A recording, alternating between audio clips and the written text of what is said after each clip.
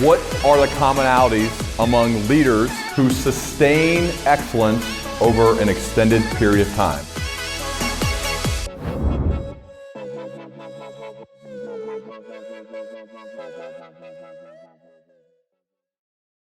One of the reasons that you first piqued my curiosity, I saw a thread you've written on Twitter, and then I looked at your bio, and it said a couple things that I really liked. One, writing threads to demystify the world, investor, advisor, and creator. And then this next part really got me.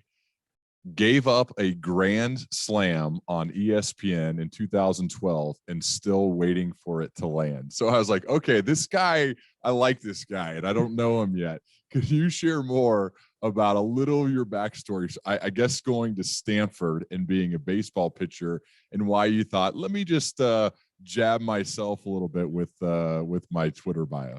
Yeah. Well, I appreciate you having me on. This is awesome. Been a big fan of the content you're putting out, so I'm excited to be a part of it now. But no, I mean, the genesis of all of that was like, I generally think that people take themselves too seriously, and we all have a tendency to do it, right? Like, especially while you are pursuing something that you think is meaningful, you're achieving things that you think are meaningful.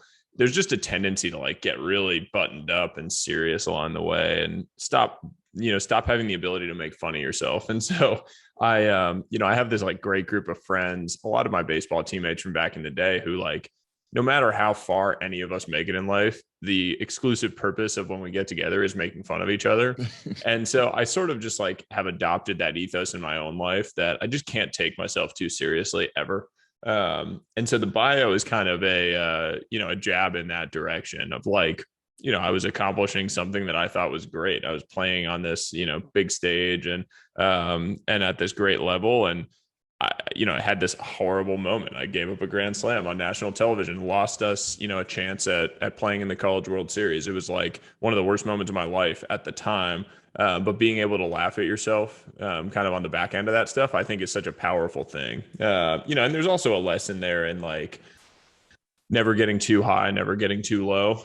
The week before that, I mean, the context to it is like the week before that, we had played in the regional championships, and I had closed the regional championship game, got a save in the regional championship game, like 10,000 people in the stands, the highest moment of my baseball career to date. And I remember coming away from it being like, man, I am so good.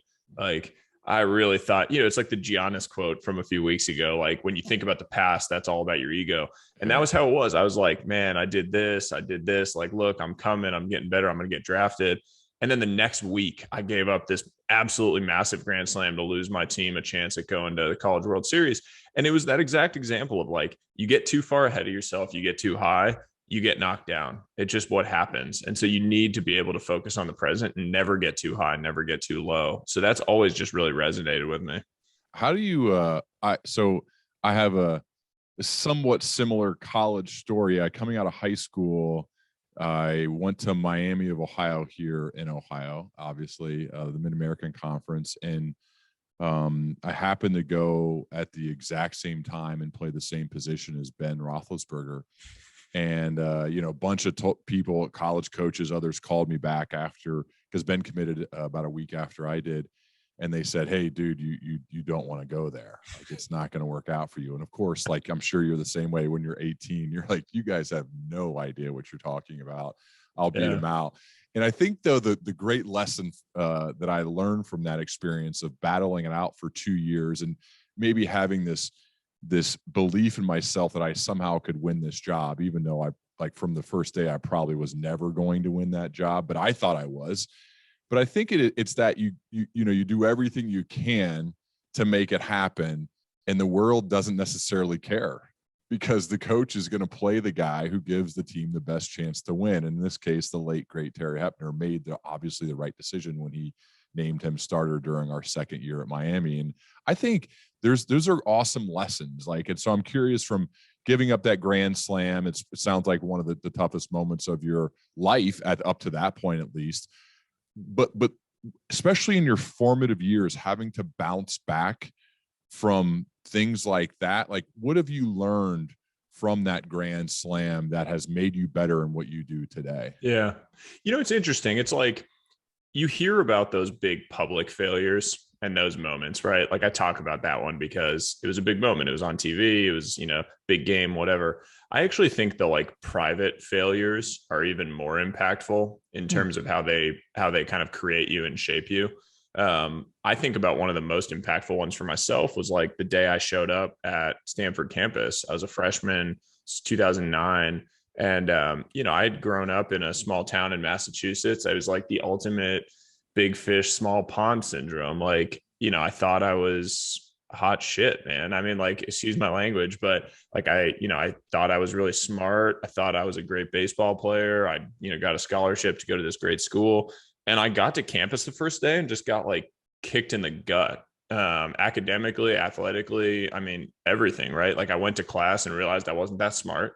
I went to baseball practice and realized I wasn't that good at baseball. And so I remember like freshman year was such a grind because it was like the first time in my life that I had really had to experience on a daily basis failures.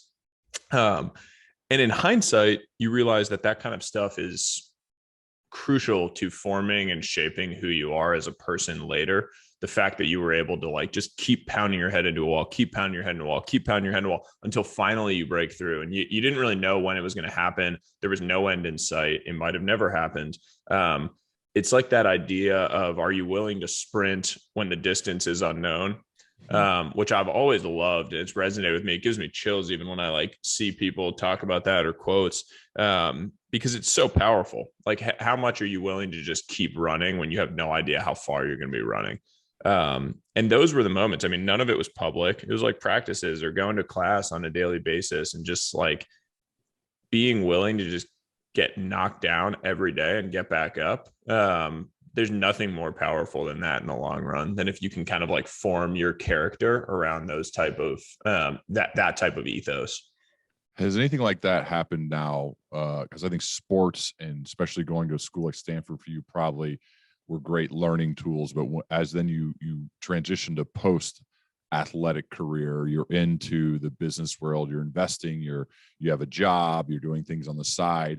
Can you think of like a moment where you drew from that and it made you better in this more professional world that most of us are in now, since we can't play sports forever?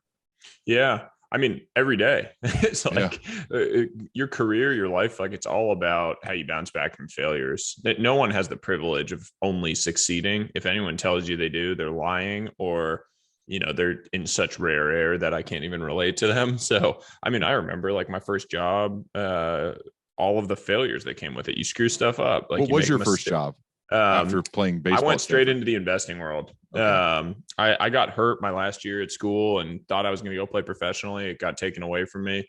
Probably for the better, because I wasn't all that good, in the grand scheme of things. But I went and took this job in the investing world, didn't know a lick about investing. And so I knew I was just going to have to do the same thing, like, pick up and just start grinding with it. And I just remember like every day there was something I was screwing up, or I'd forget to do something, or make the same mistake twice.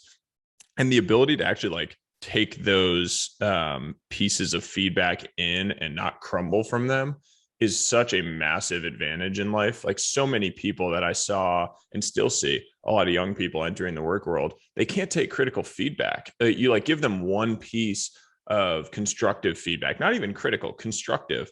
Like, hey, I want to make you better. Here's 1, 2, 3 things that you could do to make your, performance better. And it's like they crumble almost, because their whole life they've been only succeeding at things, and they've only gotten straight A's, and they've been at the top of their class, and they went to X school or whatever it was. They never had to deal with that. Like, I'm bad at something. How do I pull up and get better? And so I just think that like those moments, especially as a parent, and I think about it for, when I eventually, God willing, have children and I'm raising them, what do I want to instill in them? And that's one of the biggest things to me is like, let them fail, let them fall on their face. And it's terrifying as a parent, I imagine, easier said than done. But like those moments of failure and those things that I had to, get smoked by are now like the greatest experiences, the things that I wouldn't trade for the world in terms of forming my day-to-day perspective and character. You are an active angel investor. So first you can, for those who don't know anything about that, I'll ask you to kind of define that for a second. But the second part of the question, which I'm going to ask at the same time, is when you're looking to make an investment, like what are some of the must-have qualities and or behaviors in a person that you're going to invest in? I know the idea is probably important, or their product, or whatever it is that they're doing, product market fit, or if you're so early, you might not even have that yet. But I'm really, because I think of like the best investors, when I hear what they say, they usually say something like, I invest in the person first before whatever it is that they're doing. I believe in that person regardless of what they were doing. So I'm curious, Sahil, from your perspective, what are some of those must-have qualities in a person to back? Yeah. So, I mean, first off, to your first question, angel investing, I think it's like this term that people start throwing around a lot. It's like, effectively, it's just that you are an individual, not a investment fund, and you are providing money to startups, is the right way to think about it. And I don't know where the term angel officially got coined, but you're like supposed to be like their saving grace. It's far from that. You're buying into a person and an idea, and you're providing capital for them to go and execute in the very early days, generally, before they can go get a venture fund to back them or whatever private fund. And then to your question on what you're looking for, I mean, I think the like resilience and grit is probably the number one thing. And the reason I say that is because startups and entrepreneurship and small business and like all of these areas, you're just going to get knocked around. Like, it's just the reality of life, is that nothing is ever up and to the right in a straight line. And so if you're investing in a person, you're investing in their idea, the idea can be as good as you want, but it's going to have struggles along the way. Jeff Bezos, like, the struggles along the way of Amazon, when you look at how much wealth he's accumulated, it's because he was literally the only person that has held Amazon stock for that entire time. No one else could stomach those like 60% drops that the stock had because of massive business, like issues over time. It was resilience. It was like you stick with it and you continue to find a way to win in the long run. You like zoom out of the short-term issues and are able to kind of see the vision and see where it's headed and what I'm supposed to be doing.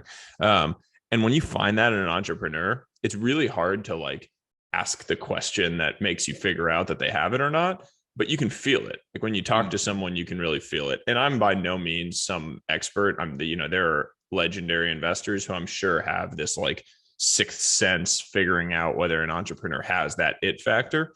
But I think that is just like the most critical thing. Like, is this person just willing to die before they fail at this business? And there are just people out there that have that are just like that. And you just know, that's not even an option for them. Like this business that you're backing could completely collapse, and they will somehow find a way to like Phoenix out of the ashes and start something else that ends up being even more impressive. So yeah, that a long way of answering your question, but I think resilience and grit, are the two. You've done this more than 25 times from what I've read. Yeah.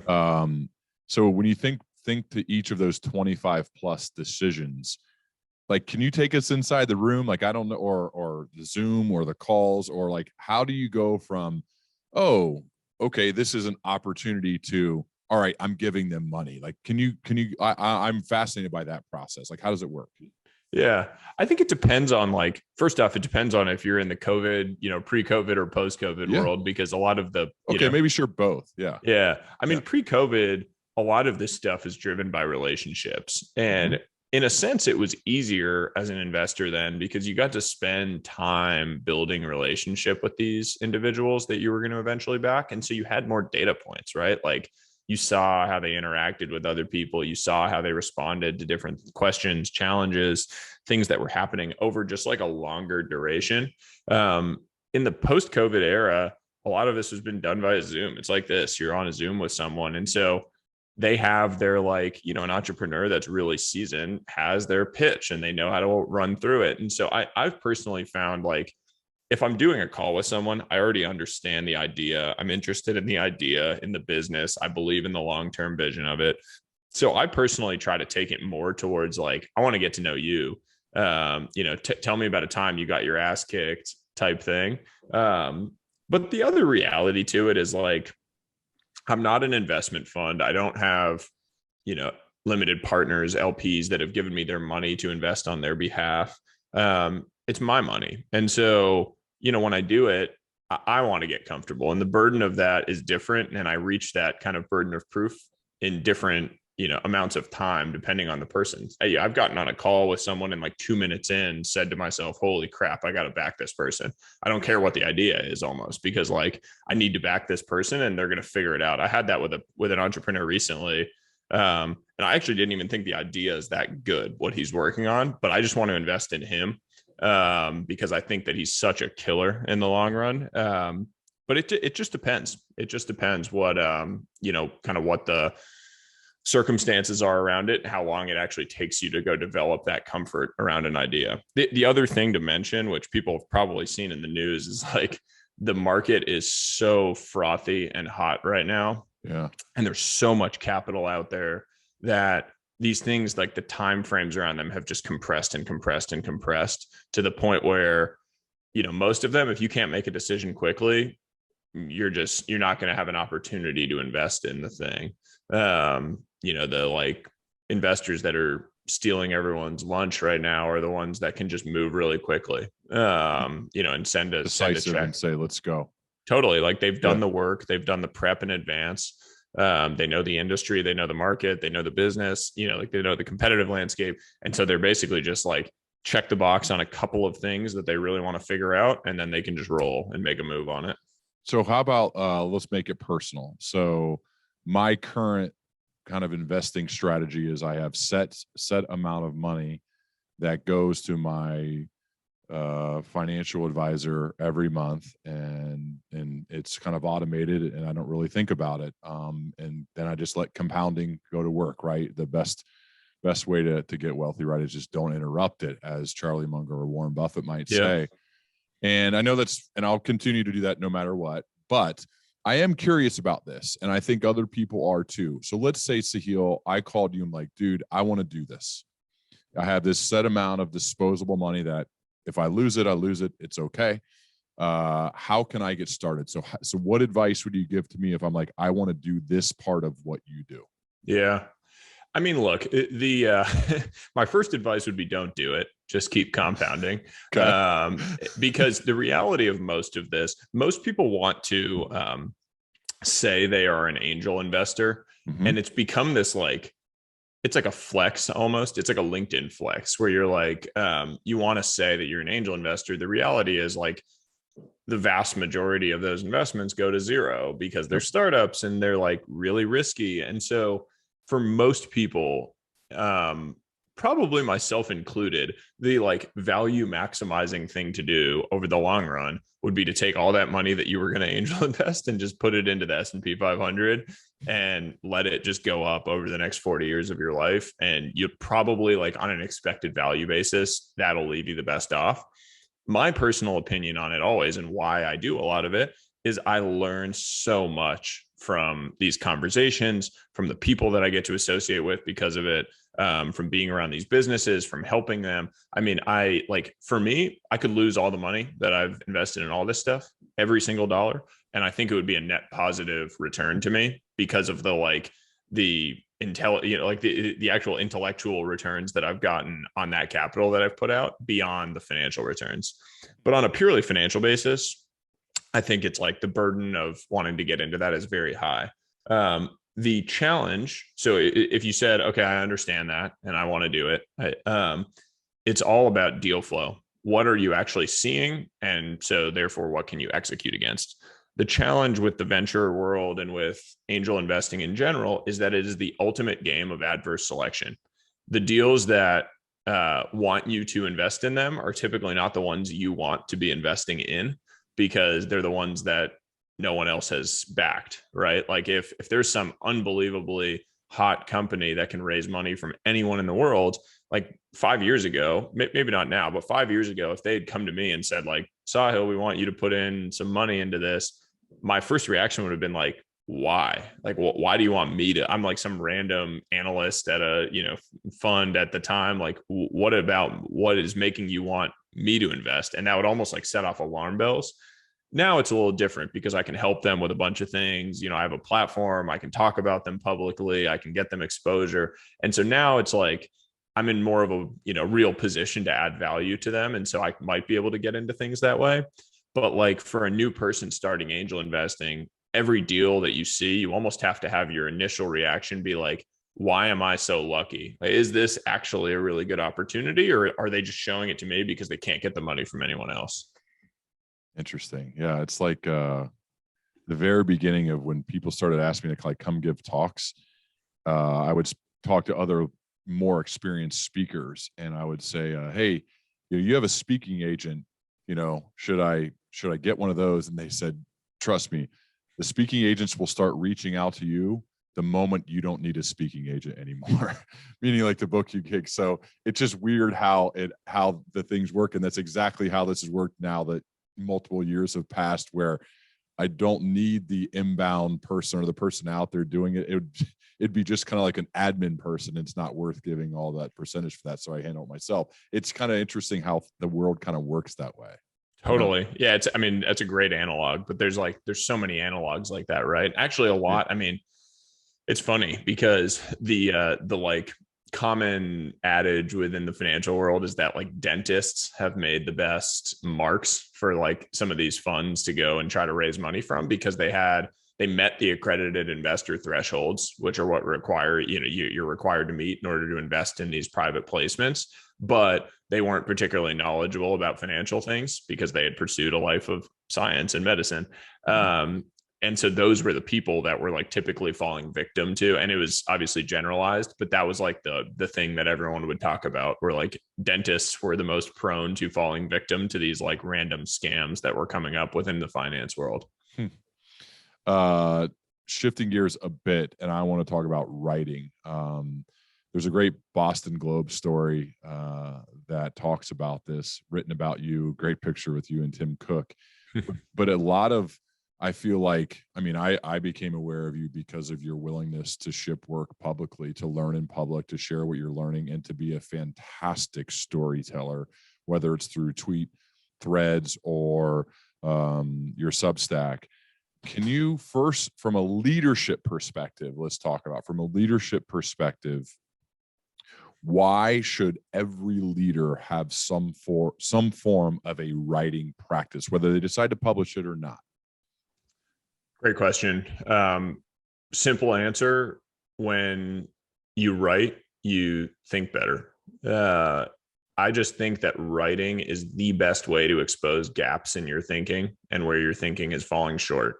It is impossible, virtually impossible, to write down everything you know about an idea and not immediately see the gaps in what you know about that concept. And so for me, to make it real, like when I want to go write a thread or write a newsletter piece about some new topic, say inversion, it's like this mental model that I use quite a bit, I can go and write down a piece about it, and then I'll read it and realize, oh my God, there's like these massive gaps in how I'm understanding this.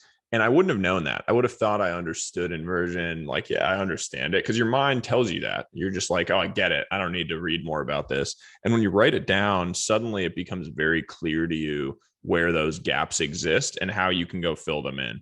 And so as a leader, I just think it's one of the most important things you can do for clarifying your thinking on any given topic. The other piece is it makes you better at everything you do. When you write clearly, you communicate more clearly. You're able to be more succinct in everything that you're putting together. My Twitter writing habit started with Twitter. It's become a newsletter writing habit, has made me a better investor. It's made me a better husband. It's made me a better friend. Because I think more clearly and I think in more concise terms. I have more value add in conversations that I have with people because I'm able to just like draw upon these things that I've written about. And so I've learned them more effectively. It just has this massive spillover effect across all these realms of your life. sold a book deal on management to my publisher, McGraw-Hill, I remember. And in the book proposal, you write like a sample chapter, but a lot of it's kind of the marketing. That's how a proposal sells. They're like, can this dude sell books? And we're going to say yes or no. The idea, they want it to be good enough. But then you get the deal, and then you have to actually write the book. And I didn't fully realize how little I actually knew about the topic that I had just sold a book deal until I was forced to go really deep. And so this is why I push all leaders.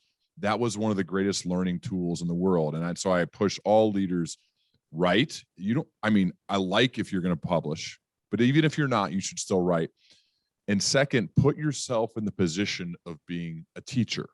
So anytime like you're going to give a speech, or you're going to meet with a mentee, or you're going to try to help, let's say a founder in your case, you're not going to want to not be a value add. So leading up to that meeting, you're probably going to really like, wait, what do I think about this? How am I going to help this person? What can I do? That process of preparing, so much learning happens. Then you share the advice and you get immediate feedback if it was useful or not, and you can adjust moving forward. I feel like you seem to always be in the mode of being a teacher, and that seems to be a great learning tool for you, I gather. 100%. I mean, it's funny, like people have told me over the course of the last year that they've learned a lot from the things that I've put out in the writing. And I think that's amazing. First off, I'm absolutely like, I have so much gratitude for the era that we live in, that I can like put things out there and that globally it can have an impact on people. I mean, like the responses I get from people in India and in Africa and in all these places, like it's just incredible to me. And I am still blown away by it every day. The thing I always say back is like, I'm actually learning alongside you about all of these things, because I can't even describe how much smarter I have gotten in the last year from doing all of this writing. That was, from the outside looking in, looked like me teaching. It was actually me learning. And it's the most selfish thing I've ever done, candidly, because I've done all this writing and people view it as all this time that I've put out to help others. And that was a huge inspiration and motivation around it. But I've learned so much from doing it that like the downside to me of writing all of these pieces and doing all of this was that I learned a lot, and the upside was limitless. And so it always just felt like that's a pretty good asymmetric trade I can make there. One of the things that you're really good at is writing great threads. So those who are, I guess not everyone's on Twitter. I find Twitter to be one of the greatest learning tools in the world. It's also been a great networking tool for me to meet people. That's how we met. Yep. And part of what makes your threads so good is that you've become a phenomenal storyteller. So I do want to get specific on the threads thing, but I know not everybody cares about that. I do, but I know not everybody does. So let's start with the storytelling aspect of it. How have you worked on, and what is the makings of someone who is a great storyteller? How can we do this? Yeah. I mean, for me, storytelling is a kind of built skill. A lot of people think that you're either a good storyteller or you're not. And I just push back on that. I just spent a lot of time reading all of these different pieces on the principles of great storytelling from Disney and Pixar and these places that I consider to be foundational storytellers. And I think, honestly, you can study that. I don't write about fantasy worlds and, different realities, but those principles run through every area of your life. If you're an entrepreneur and you're running a business and you're constantly telling stories, you're doing it to your investors to tell them to give you money. You're doing it to your employees to give them that vision of what you're building and why it's so exciting. And so it's just a foundational skill on a day-to-day basis. And I just focused on how can I just keep getting better at it. My mom is an incredible storyteller. Everyone that knows her will say that about her. She just has this like air about her where she just kind of captivates a room. And I think maybe I had a little bit of that from her naturally. Like I was always the guy in the locker room that was telling stories and like, had people laughing. I wasn't like a clown, but always had some story that I would like to be telling. And so I've kind of tried to take that and like put it into my writing. Like when I'm writing about a topic, how can I infuse a degree of personality, of emotion, of novelty, something that just makes it more than a dry educational piece. Because you think about, like, as a child, you have all these textbooks and these things that they're making you read, and it's really hard to absorb stuff that feels that dry, mundane. It's much easier to absorb something when it feels relatable. It feels like it has wit. It feels like it has novelty or emotion, and it's grabbing you in some different way. And so I think it's just so important to develop that, to hone that skill, and really to just keep improving upon it. I mean, I started this a year and a half, not even a year and a half ago. I started it, I'm looking at the date. I started it May 12th of 2020. I started writing publicly. That was when I started my Twitter writing. Wow, really? It's only been that amount of time? Yeah. Wow. 14 months or 15 months, whatever that is. I had 500 Twitter followers, started putting stuff out. And I objectively think my early stuff was like pretty bad. It was well researched and well thought through, but it didn't have that like extra kind of it factor. And that just comes from storytelling. So let's go a step further then. Let's break it down. Someone who says, I'm not a good storyteller, how can I get better? Like, what are some of the practical applications or practical things they could take away from this conversation to implement immediately to become a better storyteller? Yeah. I think the three biggest ones for me, and maybe I'm going to end up running over on that, but I think something that elicits an emotional response from the audience. You need like emotion woven into the fabric of what you were writing, saying, speaking, whatever it might be. It needs to grab people in some way. And so when you're writing it, or when you're sketching out your notes for something that you're going to publicly say, and the storytelling aspect of it, you need to know what that emotion is going to be. Like, what are you trying to elicit? Is it happiness? Is it hope? Is it inspiration? And the best writers do that naturally. I wasn't one of those like best writers. I had to force it. I would have to think before I wrote something, what is the emotion that I'm going for here? And how do I weave that in and make sure that it's kind of creating that reaction and creating that response? The other piece is novelty to me. It's what is like the, oh, wow moment that I'm triggering in my audience, that's kind of taking them out of their normal, just like humdrum life that I'm hitting them with, because that's when you grab someone and then they remember it. Then they're telling that story and they're sharing it with somebody. And now you're bigger than just your one-to-one of you telling a story to someone else. It becomes like you have this K factor of like shareability of the things that you're putting out there. So I think those are the two biggest. I mean, the other one, which is just like table stakes for all writing and speaking, is you need to be punchy and concise about how you tell a story. Telling a great story isn't about writing a million words and winding it in 40 directions and like making it complicated and using big words. It's actually the opposite. It's like the Mark Twain quote. It's one of my favorite quotes. I didn't have time to write a short letter, so I wrote a long one instead. And I just love that quote because it's so true. Like, it's much harder to simplify and write something very clear and short than it is to write some long, winding, verbose piece. And that plays through to storytelling. The best storytellers in the world are the most concise. Every single word is considered. It's thoughtful. And that's, I mean, I think that is just table stakes if you want to be a great storyteller and you want to improve your storytelling. It's like stand-up comedians talk about the economy of words. The best of the best, they make it feel like they just kind of stumble out on stage and start talking. And yet the great ones have handcrafted every single word they say when they get on that stage. So I want May 9th, 2020. Is this the first thread that helped you blow up? And this is, I just want to give an example for people who haven't read this or heard of your stuff yet. And this is how it starts, and it piqued my curiosity. A thread on markets. It is the year 1500, and you enter a market in Renaissance era Italy. There are buyers and there are sellers. Prices of the various goods are determined by the interaction by and among these individuals. Now in walks Mr. Federico, a man of endless means. Tweet 2. Mr. Federico climbs a tower in the center of the market and proclaims, quote, I am a buyer of any and all goods in this market, regardless of their price. He climbs down off the tower and exits the market to return to his mansion. What happens in the market when he leaves? And then the thread continues. So this is what I'm talking about. Like, I'm like, wait, it's like in a book where the good authors make you turn the page. Like, I got to go to the next one and the next one and the next one. You can't put it down. So this is at the beginning of you. You probably had no followers at this point, and now you have 242,000 plus. So what's going through your head as you're putting this together now that I shared a real example? Yeah, that was my first one. So it's near and dear to my heart. This is like, so it's May 2020.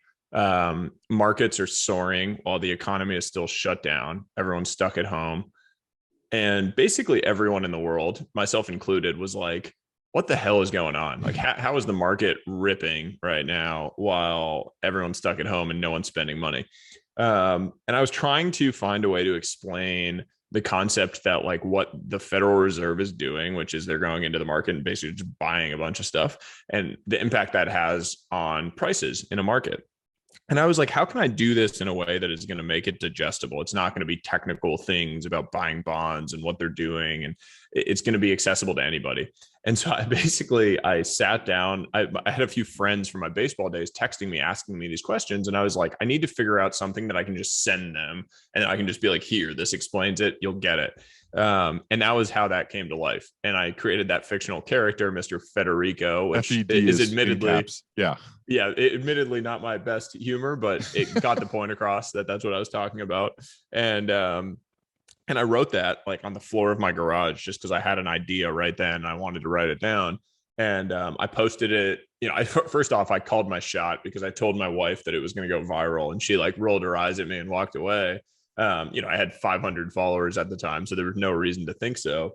And you really believe that, though. You really believed that. I did. Yeah. I wrote it and I was like, I basically just wrote it and I was like, this is really good. If this is a meritocracy, which I believe Twitter effectively is, this should go viral. Like, this is really good. It's thoughtful. It gets the point across. I think it's really good. And so I tweeted it, and, I didn't have many followers, so it didn't really get much traction at first. And then I sort of hustled a little bit. Like, I commented it under a couple big accounts posts, and Chamath, who has this massive following, saw it and retweeted it and said, like, this is good, and retweeted it.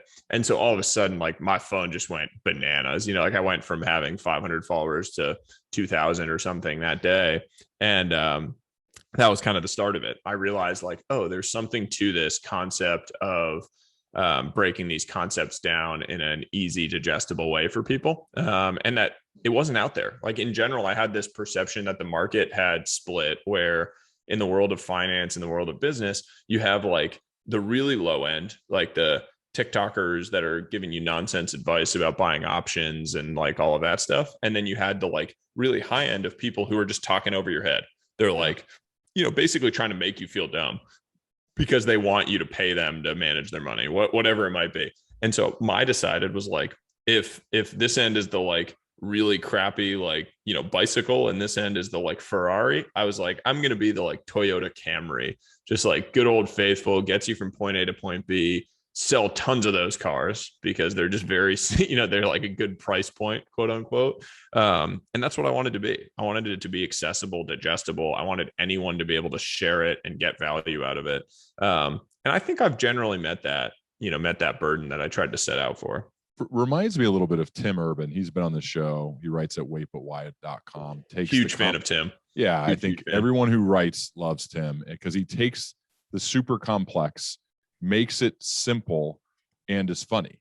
And I think the best writers have that ability to take the complex, they then digest it and synthesize it and retell it in the form of a story. They add some humor, and they make the reader feel smarter after having read them, not dumber because they speak like, listen to my big words. Yep. And that is what I strive for. I think that's what leaders in general should strive for, regardless of your title, regardless of your job. And one of the best ways, I think, to get better at this, one, first and foremost, like anything else, you just got to do it, right? You got to get the reps.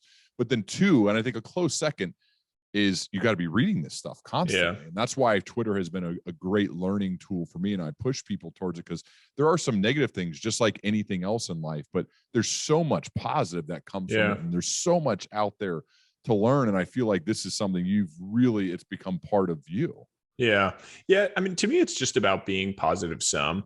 You clearly have that mentality, but the world, in my view, is a positive sum game. When other people win and we have a rising tide and a groundswell of people getting smarter and feeling empowered and inspired by things I'm putting out there, that makes me better off. Like, the economy starts getting better. People are making better decisions. They're spending money on things. They're investing in things. And when that happens, we all win. And so, like, I just have this general positive sum mentality around this stuff, where if I can empower people and if I can spend a few hours writing something that, I don't know, I mean, the recent things I'm putting out there are like, it's 2 million, 3 million impressions in 24 hours. It's like, that's an unbelievable number of people that I can reach. And if 1% of those people feel empowered and inspired or learn one thing, I'm like, that's the best university teacher in the world. Like, you can't reach that many people. And so we live in this era where I can do that.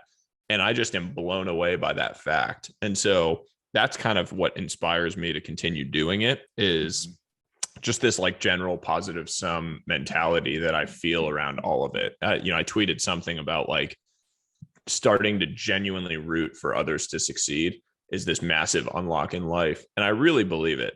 Like, the people who I look at who have helped me along the way, who had no reason, like I was giving them no benefit. And I may never give them a benefit, but they still just rooted for me along the way. That just blows me away. And I want to be that person to tens, hundreds, thousands of others, in their lives, so that they feel that same way. Yeah. One of the things I wanted to talk to you about, since we have the similar background of playing a sport in college, is that we've had experiences with coaches, both on the field and maybe like a boss can play the role of a coach as well. I'm curious, from your perspective, what have you found, like when you compare and contrast like the excellent coaches who have made your life better in more ways than just maybe throwing the ball harder or more accurate, but they've made you better. What's the makeup of a great coach? Yeah. Both sports wise and maybe outside of the sporting world too, in your mind? Yeah. I think the two things for me are in the trenches with the team. That's a common thread in everything, whether that's sports or life. The best leaders, the best coaches, they're in the trenches with their guys. Like, they're never, I think it's the New Zealand All Blacks, like the concept of like never be too big to do the small things. And the team, the captains of the team, are the ones that have to sweep out the locker room at the end of a game. And I was always taken with that concept. And it's really powerful. And I think the best coaches do it naturally. You can learn that, but it's just being in the trenches with the guys or girls on the team and feeling like you're fighting alongside them. You just do so much, and you want to work for that coach that's there with you. And then the other one is someone that's willing to challenge you, call you out when you're wrong on something, tell you that what you did is not good enough. Because otherwise you're just never going to get better. I mean, I've had coaches in my life that were, sort of just there, and like, not going to call you out if you didn't put in the effort you should have because you were the star or whatever. They don't want to call out the star. The best coaches I found were the ones that were like, literally just say to your face, that's not good enough. It's not good enough as well as I do. And if you're okay with that as your level of effort, I don't know who you are as a person. Those kind of things, you're just like, whoa, it kind of like knocks you back when someone calls you out like that.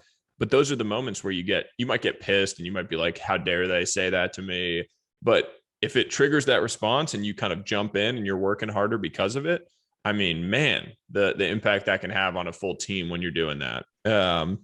And I always found that. I mean, I've had some amazing coaches and been privileged to have some amazing mentors, people that have been around me in my life. And the common thread among the most amazing ones is they just push my thinking. They just push me. And if I say something that's unfounded, they're like, oh, you really believe that? You think you've done the work to really believe that, or to make that assertion in that confident of a manner?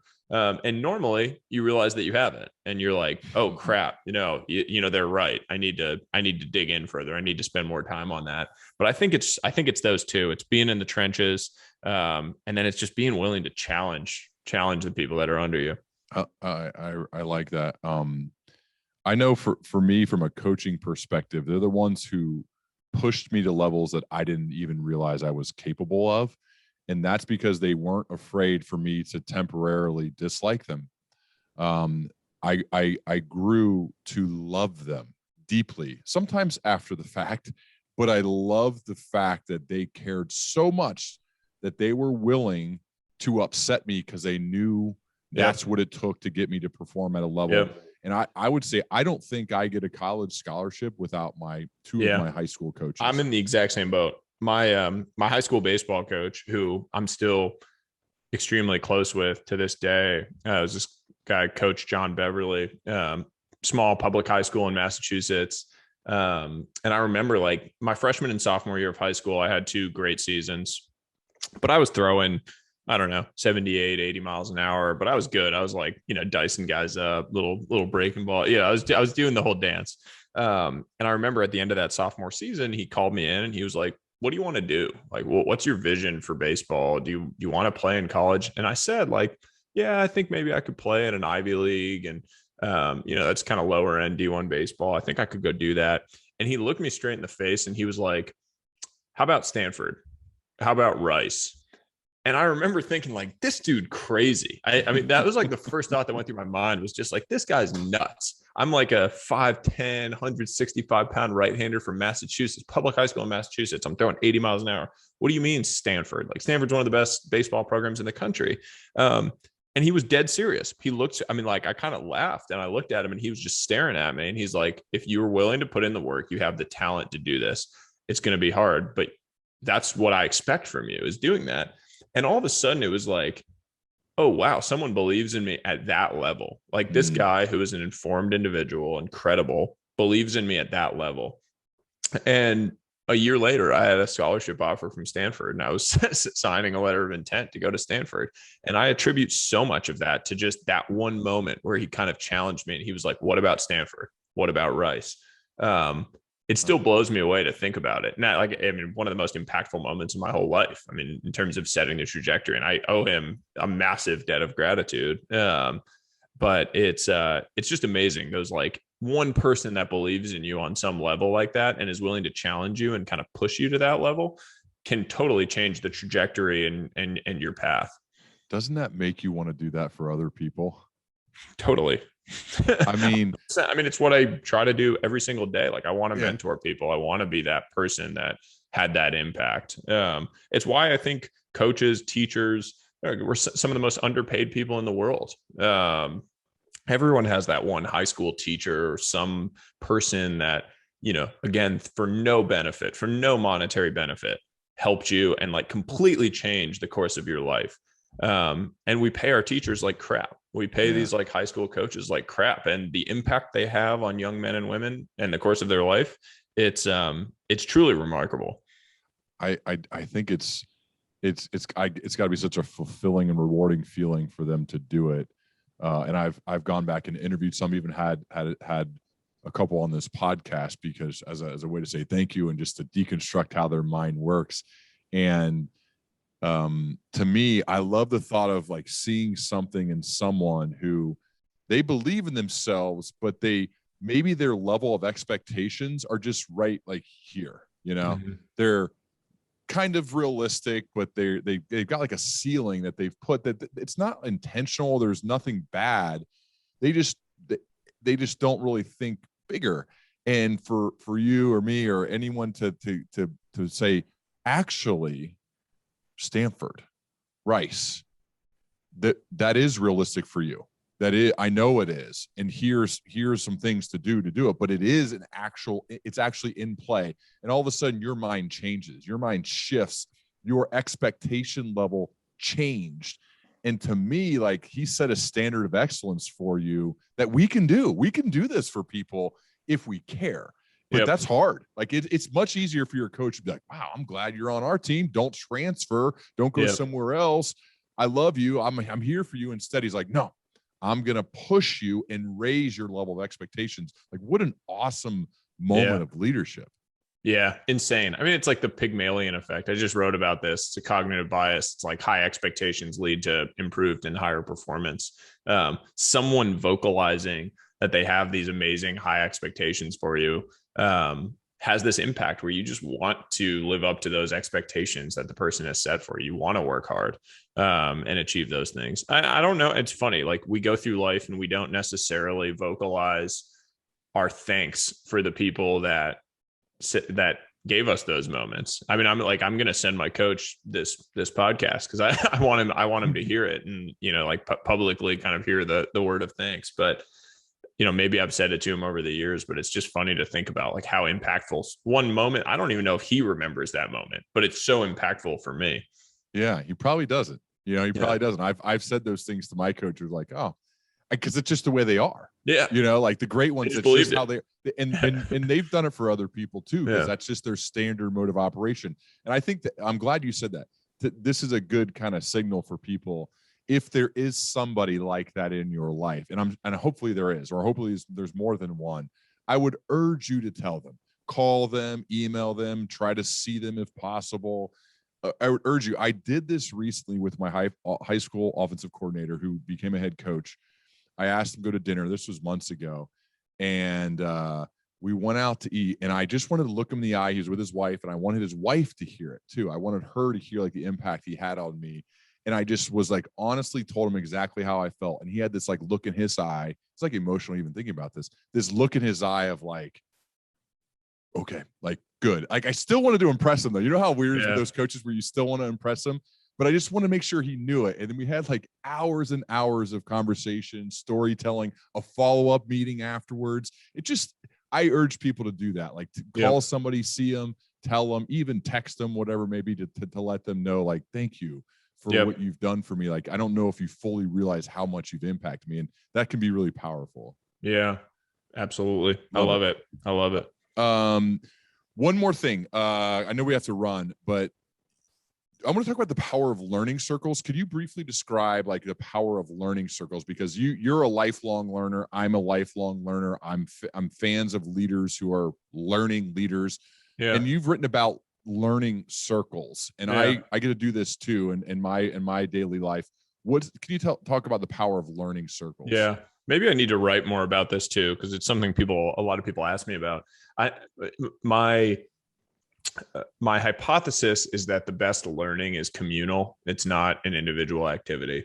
And what I mean by that is when you read something new, you read a new concept, you can sit there and think about it and it's in your head and you've learned something a little bit, but it gets really cemented. It gets much more dynamic and usable when you go talk about it with a bunch of people and you riff on it and you push and pull it in different directions. This idea becomes much more than just a concept that you've read about and you've only heard it one way. And so one thing that I always encourage people to do and that I've adopted in my own life is develop these like circles of friends, like whether it's a group chat or a, hangout every now and then in person, like groups of people that you can collectively learn with about these things and bring up these ideas. It doesn't have to be formal and you're like saying, hey, this is my learning circle, but groups of friends that push your thinking on things, where you can throw out an idea and say, hey, I'm really thinking about, the future of work. Like, what does it look like? I read this cool article about X, Y, or Z. And what do you think about that? And they totally disagree. And then you kind of, go at it a little bit and push in different directions. And suddenly you're just like, you have this unbelievably dynamic set of thoughts about a concept that you never would have had if you had just read the article and then said, oh yeah, I know about the future of work now. It's just a different degree. You were here and now you're up here. And that's brought about by that collective learning. And so I always encourage people, like, find your learning circle, find people that you can kind of collectively come together with and learn together, learn in that same way. I love it. Thanks so much, man, for being here. There's so much out there to learn more about you. Where would you send people online? Yeah, I mean, my Twitter is at Sahil Bloom. Just my name. It's the benefit of having a weird name. So it's at Sahil Bloom, and then my newsletter is I don't know, sahilbloom.substack.com, I think. The Curiosity Chronicle. I love the name. I really just like exploring my own curiosity and sharing it with others. So highly recommend people checking it out, because both your threads and your Substack, because I've learned a ton from it personally. So every time like a new thread comes, I am ready. So I really, and your Substack, I really appreciate it, man. And thanks so much for being here. I'd love to continue our dialogue as we both progress. Would love to. Appreciate it. Thanks so much. Thanks, man.